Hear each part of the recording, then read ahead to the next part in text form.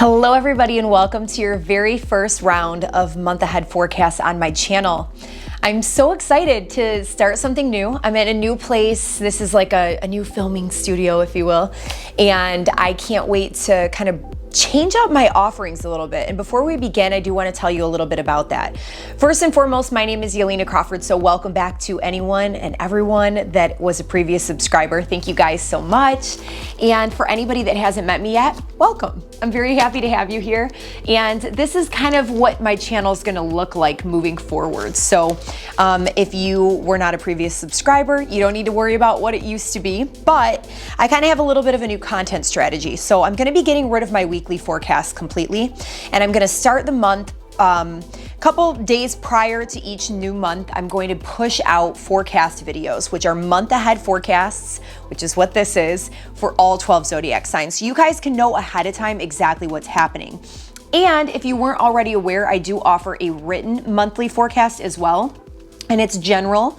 It's not by zodiac sign. It's basically all about the collective and the energies that are happening in the month ahead, which can really help you to have that written paper, right? So if you are interested in signing up for my free written cosmic guide, is what I call it, you can go to my website, yelenacrawford.com, and a little pop-up box will come up on the screen where you can enter your email address.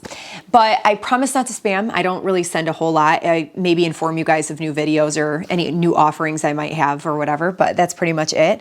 And then on top of these monthly forecasts, what I plan to do is obviously full and new moon videos, you know, and horoscopes for those as they come along.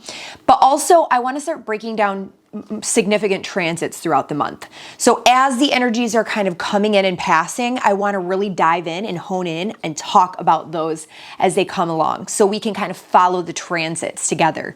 So I want to make this really interactive. I may end up doing a lot of lives for some of these things too, but I will definitely make sure to let you guys know ahead of time.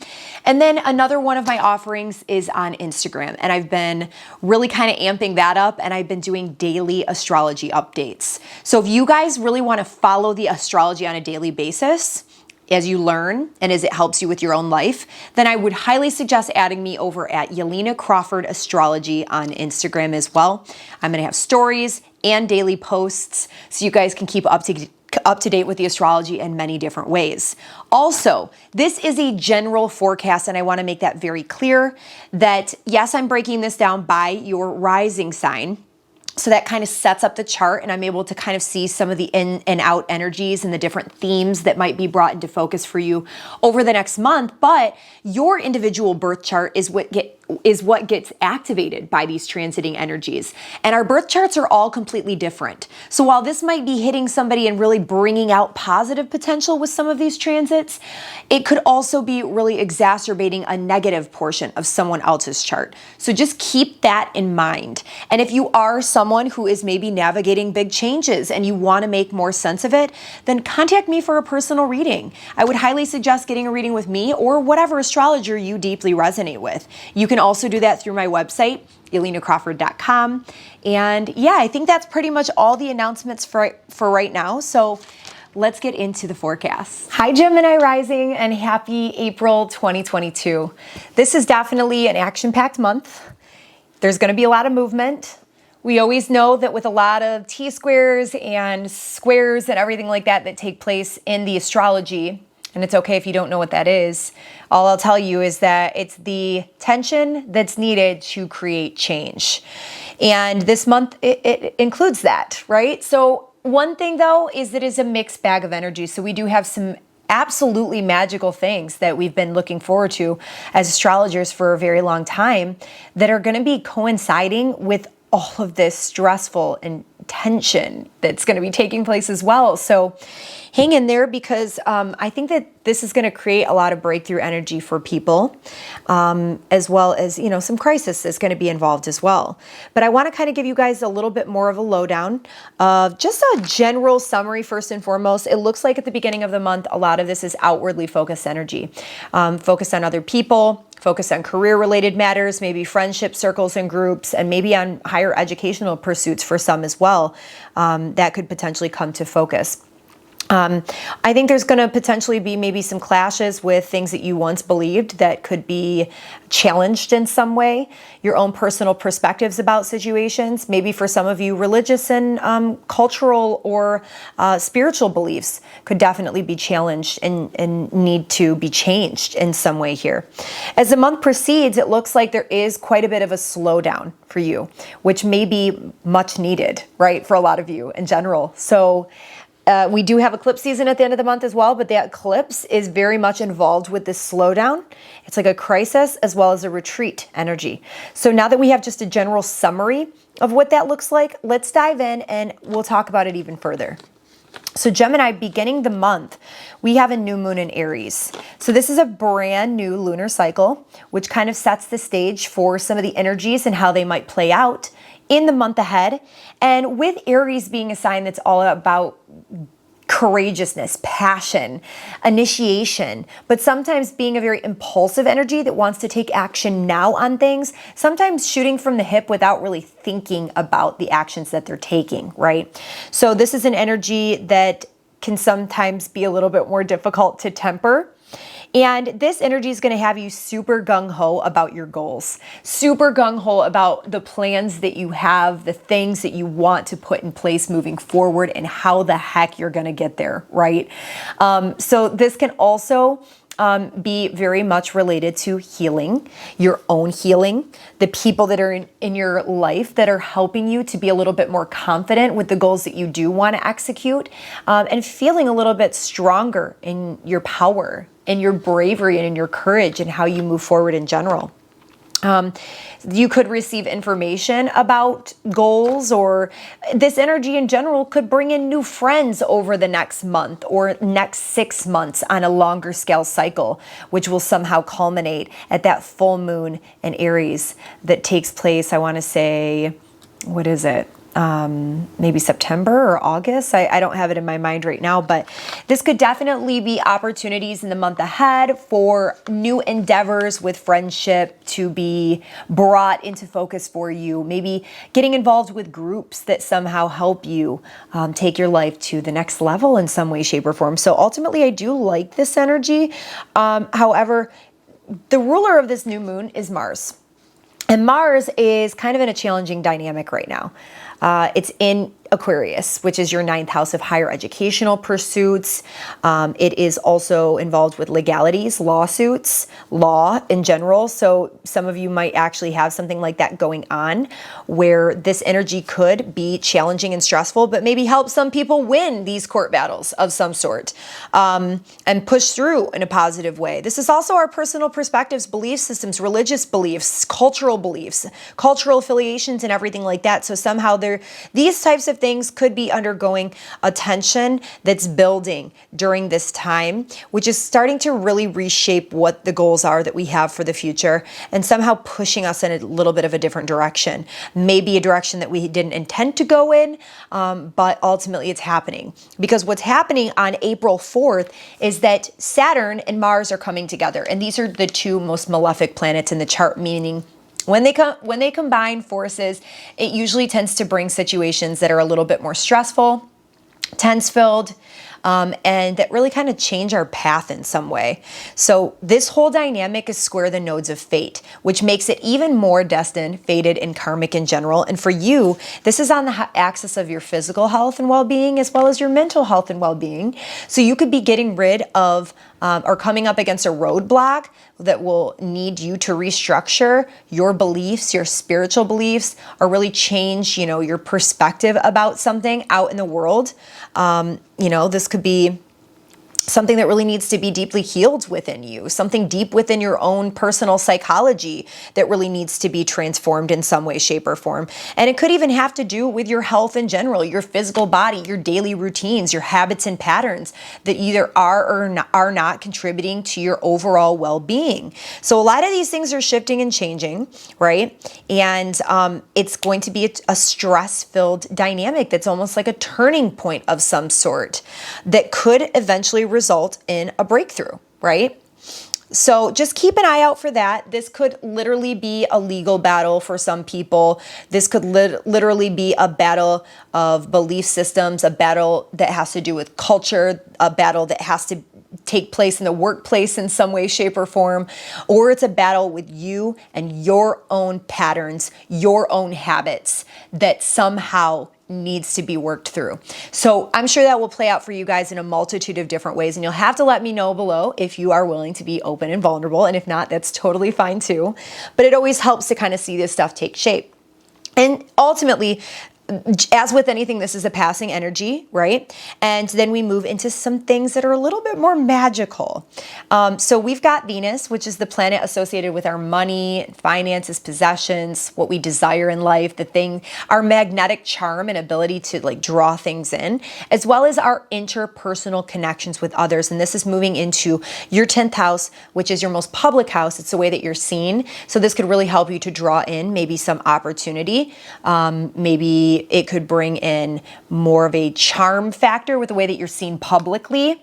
It honestly could bring in like a work-related opportunity. Maybe you get a raise, maybe you get a promotion, maybe you get acknowledged by authority figures, or things are just really, really flowing with your career and what you're doing out in the world. And maybe if you are someone that is not career-related, say you're retired or something like that, this could ultimately just maybe be related to desiring or somehow bringing in an opportunity to let go of something career related, because ultimately Venus is the ruler of your 12th house, which is the closing out of a chapter, an ending of some sort, or letting go of things that no longer serve us. So this could be really beneficial energy that helps you do that. Now, ultimately what's going to happen is that Jupiter and Neptune are also conjuncting in this house, which is a very miraculous spiritual energy that could literally bring miracles into your life, that could bring something that you had only thought was once a dream, that you had once envisioned, that you had only imagined, could somehow come true, right? But this somehow could be a clash in some way, shape, or form with who you are currently as a person. It could probe a little bit of difficulty, tension, or stress, and you having to step into a new, refined version of yourself, right? Which you, Gemini, it's really not that challenging because you are adaptable in general. Gemini is a mutable sign. So unless you've got a lot of fixed energy, which could bring a lot of tension and stress of kind of reshaping all of these things that are taking place in your life, I think it'll be easier for you to navigate any difficulties with changing your identity and the way that the world sees you and the way that you operate within the world as well. So there could be a little bit of stress or tension with that. It could also bring maybe some stress or tension with people who are authority figures. Maybe there's a previous job that you have to let go of, and your relationship with the boss or something like that, some dynamic is bringing in a little bit of tension. But ultimately, I really love this energy. I love it so much for your career. I love it so much for bringing you more joy. Maybe some of you are actually going to be doing something that was once a hobby for your career. This can be really nice, beneficial energy for your children. So maybe your children are stepping into careers that they had always dreamed of. They get some type of giant opportunity in some way, shape, or form. So yeah, I really like this for all of that. So obviously, as we can see, there's like a mixed bag of tension, while also things are starting to unfold in a magical way for most of us anyways, as well. So then what happens is we move into the full moon in Libra. The full moon in Libra takes place at 26 degrees, and I want you to pay extra close attention to any planets or points or anything that you might have in the cardinal signs between, I would say, we'll say just 20 to 30 or 20 to 29 degrees of the cardinal signs, which is Aries, Libra, Capricorn, and Cancer. Because this is going to really significantly impact you. This is actually creating a T-square because a full moon is the moon in Libra, which is your 5th house of children, creative self-expression, love, sex affairs, romance, and just an area of life where we typically tend to celebrate and indulge. And there is a little bit of a tense-filled aspect that's happening here with Pluto in the 8th house. So this can happen in a myriad of different ways. Something is being brought into the limelight that ultimately needs to be let go of or acknowledged or adjusted, or maybe something is culminating here that is somehow bringing stress or tension to maybe an obligation that you have to other people. It could affect joint financial ventures. This could be related to, let's see, something that needs to be healed deeply within you, some psychological development. So maybe you are dating, right? And some new love interest comes in or something like that, and you are having to be faced with some of the deep things within you that prevent you from having healthy love or sex relationships. So this obviously triggers something within you that needs to be reworked, transformed, purged, because Pluto, this full moon is making a T-square to, is all about the transformative process, right? Which can sometimes get ugly. It can sometimes trigger us. It can be a little bit more uncomfortable, but ultimately result in us truly regenerating and healing ourselves on a very deep level. Maybe it's that you've been, what's being brought to the spotlight here is that you've been indulging a little bit too much. Maybe you're out partying a little bit more than you would have liked to, or spending a little bit more time gambling, spending money, and that's creating a debt situation because the 8th house is debts. Or maybe you're not able to fulfill obligations that you have, or your husband's mad because it's affecting the joint financial situation, or maybe it's really kind of probing your addictions, right? And this is something that needs to be transformed. There's obviously so many ways that this can play out. I'm just trying to give you a couple examples here. This can also be, for some of you, maybe if that has to do with a legality situation that I was discussing earlier, this could have to do with joint finances or obligations that you have for children. And what is it? What am I trying to say? When the husband has to pay for the child or something like that. I don't know why I can't think of that right now, but it could be like a custody battle of some sort that's going on, some type of arrangement that gets a little bit intense. There's obviously some energy that needs to be worked through there. But these are just a couple ways that I see that full moon. Obviously, that is one of the more stressful things that's going to be occurring this month, and that's why I wanted to spend a little bit more time on that. Ultimately, then we move into Taurus season, and that brings a slowdown for you, because it pushes the sun into your 12th house, which is a place associated with rest and retreat. And we started 12th house eclipses in November, so you might have already recognized this energy, because the south node, which is kind of a drain or a zap of energy, kind of drains things, it requires us to release and let go of things, is in your 6th house of work, as well as, being in the gym, our daily grind.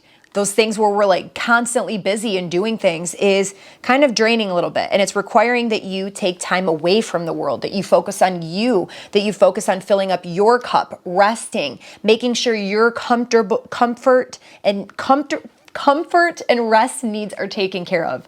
So that's going to be very important for you, and you might feel even more of a pull to focus in that area. The sun rules your 3rd house, so communications with other people could be a little bit more challenging during this time, because you might just feel tired. You might not feel like you want to talk a lot. You might feel like you want to focus more on reading or writing, journaling, relaxing, working on things behind the scenes. Maybe you're studying something, and that could definitely come into focus during this time as well.